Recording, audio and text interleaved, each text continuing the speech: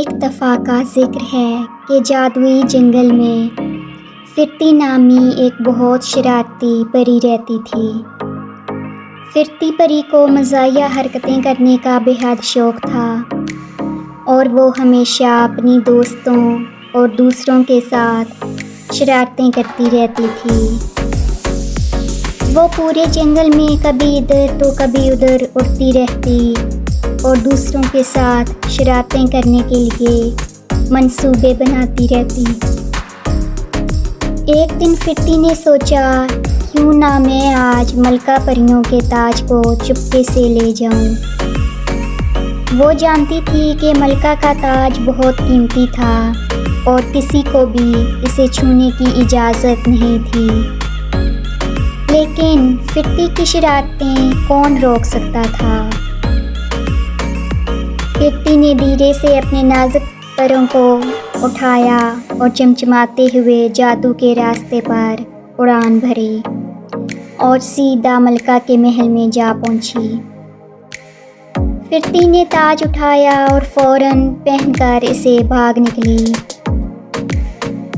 लेकिन इसे कुछ अजीब सा महसूस होने लगा। ताज के जादुई असरात की वजह से इसके पैरों पर बोझ बढ़ने लगा और वो फिरती जो हर जगह तेज़ी से उड़ती रहती थी, उससे उड़ा ही नहीं जा रहा था। उसे डर लगना शुरू हो गया। अब फिरती भागने की बजाय लड़खड़ा रही थी। पहले महल के बाग में एक फूल से टकराई, फिर एक गुलाब के झाड़ पर जा गिरी और तो और हर कदम पर एक नई शरारत इसके साथ हो रही थी। इसकी दोस्त परियां हंस हंस कर पागल हो रही थी, लेकिन फिरती ताज उतारने से इनकारी थी। आखिरकार जब मलका परी को पता चला तो वो गुस्से की बजाय हंसने लगी।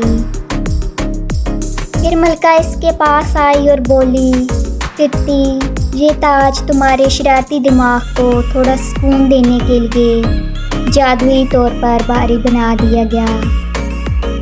जब तक तुम ये ताज पहनोगी तुम्हारी शरारतें थम जाएंगी। फिरती को आखिरकार अपनी गलतियों का, अपनी शरारतों का एहसास हुआ और इसने माफ़ी मांगी।